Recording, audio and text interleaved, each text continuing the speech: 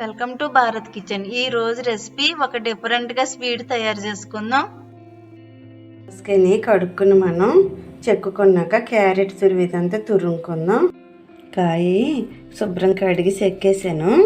ఇప్పుడు మనం క్యారెట్ తురివిదంతా ఈ చిన్నదంతా తురుముకోవాలి. ఇప్పుడు మనం ఈ బాదం పప్పు దోరగా వేపాను, అలాగే జీడిపప్పు కూడా దోరగా వేపాను. ఈ పల్లీలు వేపేసి పొట్టు తీసాను. ఒక 6 యాలకులు, ఈ 4 కూడా మెత్తగా మిక్సీ పట్టుకుందాం. బొబ్బాస్కాయ తురుముకుంటం అయిపోయింది. దీన్ని ఒకసారి మనం లైట్గా మిక్సీ పట్టుకుందాం. గొజ్జులా కాకుండా ఒక్కసారి పట్టుకుందాం. ఇలా పట్టుకోవాలి మిక్సీ, మరీ మెత్తగా కాకుండా ఇలా పట్టాను. ముందు మనం బెల్లం కరిగించుకుందాం. 1/2 కిలో బెల్లం ఇది. వాటర్ పోసుకుని బెల్లం కరిగించుకుందాం. బెల్లం ఎలా వేసానో వాటర్ అలా పోస్తున్నాను. ఇప్పుడు స్టవ్ అంటించుకుందాం. బెల్లం కరగబెట్టుకుందాం. బెల్లం కరిగిపోయింది, ఉడుగు పట్టింది. ఇంకా స్టవ్ ఆపేస్తున్నాను. స్టవ్ మీద దాక పెట్టాను, నెయ్యి వేస్తున్నాను.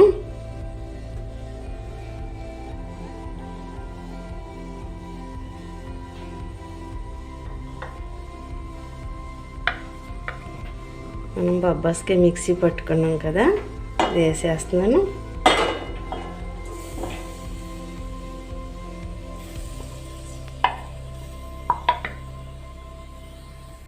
ఒకసారి కదుపుకుందాం. నెయ్యి అంతా పట్టే వరకు కదుపుకుందాం. కదుపుకుని ఒక 5 నిమిషాలు మగ్గబెట్టుకుందాం. మూత వేస్తే మగ్గుతుంది. మధ్యలో చూసుకుందాం, మాడకుండా చూసుకుందాం.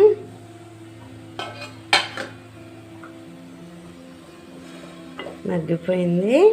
ఇప్పుడు మనం బెల్లం కరిగించుకున్నాం కదా, ఆ పాకం పోసుకుందాం. పాకం పోసేస్తున్నాను. బెల్లం కరిగించుకుంటే సరిపోతుందా, జిగురు వచ్చేదాకా ఉడకక్కర్లేదు.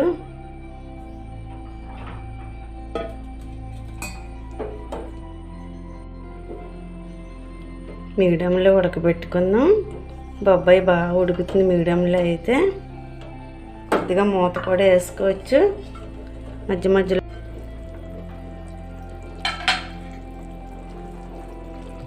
ఇంకా దగ్గర పడాలి, ఇంకా ఉడకాలి. ఇలా స్టవ్ మీడియంలో పెట్టుకుని ఉడకబెట్టుకుందాం. ఇప్పుడు మనం ఇంకా 2 స్పూన్లు నెయ్యి వేసుకుందాం. 2 స్పూన్లు వేస్తున్నాను. నెయ్యి సరిపోతుంది.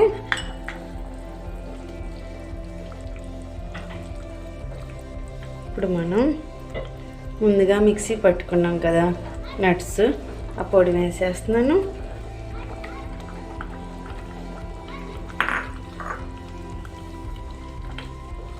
ఈ పొడంతో దగ్గర పడేంతవరకు ఉడకబెట్టి స్టవ్ కొంచెం హైలో పెట్టాను. ఇలా పెట్టుకుని కదుపుకుంటూ ఉందాం. ఇంకా మూత అవసరం లేదు. స్వీట్ రెడీ అయిపోతుంది. ఇంకా స్టవ్ ఆపేసుకుందాం.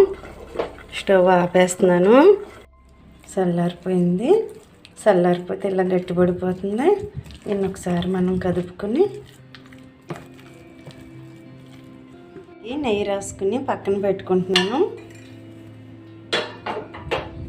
పక్కన పెట్టుకున్నాను. ఇప్పుడు ఈ గరిటలో కొద్దిగా నెయ్యి రాసుకుందాం. నెయ్యి అలా రాసుకోవాలి. అలా ఉంటే సరిపోతుంది నెయ్యి. మనం చేసుకున్న స్వీట్ని కొద్ది కొద్దిగా గరిటలో పెట్టుకుందాం.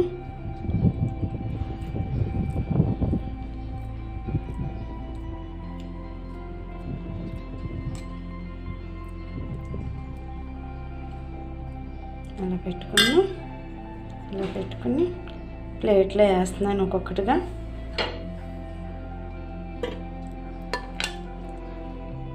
అలా వేసుకుందాం అన్నీ కూడా. బొబ్బాస్కాయ స్వీట్లు రెడీ అయిపోయినాయి. ఈ స్వీట్లు చాలా టేస్ట్గా ఉంటాయి, ఆరోగ్యానికి కూడా చాలా మంచిది. పిల్లలకు అప్పుడప్పుడు ఇలా వెరైటీగా చేసి పెట్టండి. డేట్లు సరిగా రాని వాళ్ళు కూడా బొబ్బాస్కాయ తరచూ తింటూ ఉంటే చాలా మంచిది. ఈ స్వీటు చాలా టేస్ట్గా ఉంటుంది. మీరు ఒకసారి ట్రై చేయండి. ఈ వీడియో మీకు నచ్చినట్లయితే లైక్ చేయండి, షేర్ చేయండి, సబ్స్క్రైబ్ చేసి బెల్ ఐకాన్ క్లిక్ చేయండి.